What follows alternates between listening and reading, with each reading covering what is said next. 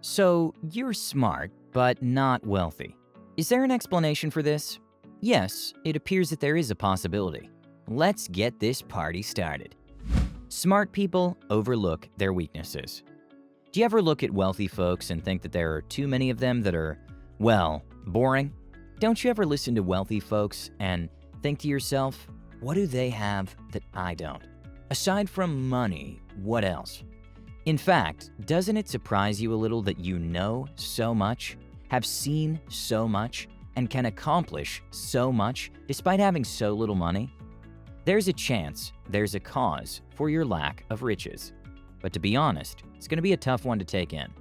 Several of you, seeing this, have above average IQs, but only a small number of you earn enough to be considered upper class. What's the reason for this? If you're so brilliant, why aren't you wealthy? Would it be fair to assume that they're gossiping about you?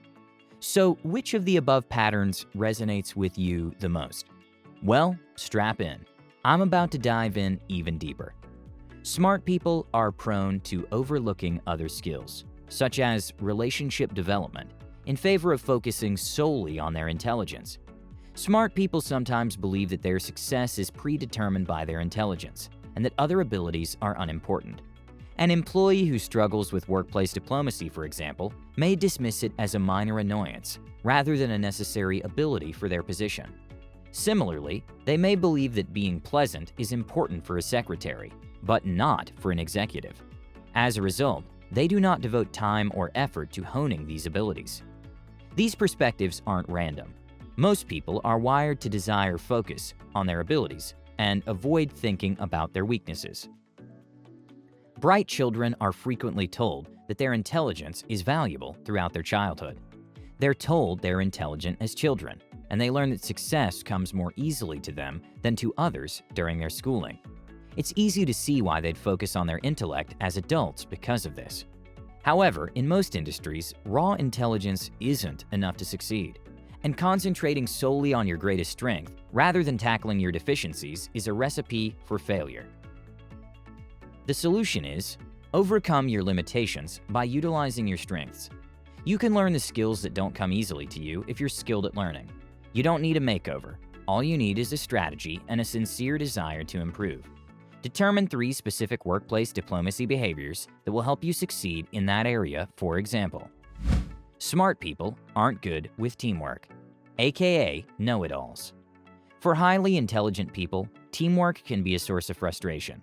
When someone grasps concepts fast and has high expectations of himself, it might be challenging to work with those who take longer to process information and grasp concepts. This frustration with teamwork can develop early in a person felt held back in school, by being in class with less intelligent students.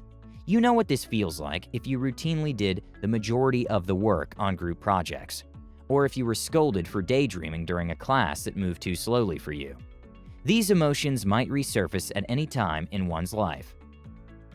When a person develops an emotional raw spot as a child, they frequently have exaggerated internal reactions when the raw area is rubbed as an adult. Smart people also have a hard time delegating because they believe they can accomplish a task better, regardless of whether this is actually true. This is especially true for those who have a strong desire to be perfect. The quick fix is, be patient with yourself and understand where your emotional reactions are coming from, but also learn to truly appreciate what different minds bring to a team. Smart people mostly have low self-esteem. Smart people frequently attribute a large portion of their self-esteem to their intelligence, which can reduce resilience and lead to avoidance. It might be challenging to be in situations that expose weaknesses in your armor, if a large part of your self-esteem is based on your intelligence. Working with people who are more talented or intellectual, receiving constructive criticism, or taking a risk in failing are all examples of this. Any situation that makes you feel stupid is regarded as extremely dangerous. The astute individual may even try to avoid those circumstances, putting them at a disadvantage. The simple answer to this? Take an objective look at the advantages of working with people who are smarter than you in some ways. You're doing something well if you surround yourself with smart individuals. Keep in mind that iron sharpens iron. Develop relationships with people you can rely on to provide you with constructive criticism. It'll become simpler as you become accustomed to accepting critical comments from people who believe in your overall capabilities and abilities. Smart people aren't as patient. Boredom is a common occurrence in intelligent people. Being smart isn't the same as being curious, but if you have both, you might get tired of repeating the same actions. Some sorts of success come from being creative, while others come from mastering a niche and repeating a set of behaviors. If you're intelligent, curious, and enjoy learning, you may discover that once you've figured something out, you rapidly lose interest in it. You might find the execution side of performance boring, and you'd rather be learning new things all the time. Finding a niche and repeating the same method can be more profitable, but it's not always the case, although that might seem too boring or unchallenging to you. An easy fix is, take a 30,000-foot view of when it's worth accepting a little boredom in exchange for quick wins that will improve your overall success. Rather than seeking drastic change, consider when tolerating brief periods of boredom, a few minutes or hours, could be extremely advantageous to your achievement. For example, investing 5 hours per week in a tedious yet rewarding activity. Also, make sure you have ample outlets for your passion for learning in many areas of your life, such as your profession, hobbies, physical health, self-awareness, and so on. Smart people overthink before taking risks. In-depth thinking and reflection are sometimes seen as the solution to all problems by smart individuals. Bright people are accustomed to achieving success through their analytical abilities, yet they may ignore situations where a different approach may be more helpful. For example, when alternative ways would be more fruitful, the smart person might approach every problem by trying to think it to death, over-researching every decision and brooding over every error. The alternative is, recognize when your thoughts have turned into an unhealthy addiction. Consider when other methods of success are more likely than thinking. Experiment with taking breaks to break yourself out of a rut, and allow yourself to learn by doing, rather than by completing lengthy advanced research. Expand your insight-gathering talents, so you aren't the person who perceives every problem as a nail, because their only tool is a hammer. Finally, if you find yourself ruminating, doing negatively toned overthinking, interrupting it by engaging in an absorbing activity for a few minutes, such as a puzzle. This is a surprisingly effective method for getting out of a funk. So which of the patterns so far most closely resemble your personality? You should consider putting them in order of importance. Do you have any coworkers or friends who appear to fall into these traps? Allow any feelings of shame or condemnation to fade away. They aren't required or helpful in breaking these behaviors. If you identify with any of these tendencies, worry not. You're actually not the only one. Otherwise, this video wouldn't exist. Smart people are perfectionists and only want the best. Apart from the above, intelligence boosts your ability to deceive yourself with detailed explanations for why something happened. High IQ people aren't necessarily quick learners, because they try to jam the real world into the theories they've been taught, whereas normal people are better at taking things at face value.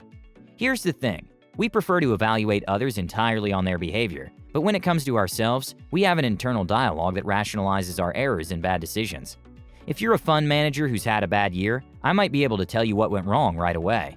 If on the other hand I'm a fund manager with poor performance, I can create myself a tale to justify my actions and explain the results. As a result, two things happen. We believe we're less faulty than others because we rarely hear other people's internal reasons for their errors, but we're acutely aware of our own. When you're gifted with intelligence, you're also saddled with the capacity to utilize it to manufacture complex and frequently incorrect explanations for why things happened, especially when it comes to why you, Mr. or Miss Smarty Pants, made a mistake. Smart people are too attached to the cause. Intelligence also encourages you to believe that complicated issues necessitate sophisticated answers. Because simple solutions navigate around, rather than trying to steer through portions of an issue that are essentially unknowable, some of the most complicated challenges demand the simplest solutions. A good example is by Robert Weinberg, a bright cancer researcher at MIT, who perfectly describes why highly clever individuals like himself aren't interested in easy remedies, even if they're effective, in the 2015 documentary Cancer, the Emperor of All Maladies. Persuading someone to stop smoking is a mental challenge. Molecules, genes, and cells have nothing to do with it. As a result, people like myself are largely uninterested in it, even though quitting smoking will have a far greater impact on cancer mortality than anything I could achieve in my lifetime. Furthermore, even when an issue necessitates a complex solution, the ability to convey it in simple terms is critical to gaining people's respect. It makes me wonder, how many academic geniuses have found something incredible, but published it in a paper so dense and convoluted that no one else can understand it? I'm sure it's a lot. So the takeaway is that being super smart also means you understand how much you don't know. This is a double-edged sword, and of course we're focusing on the blunt side.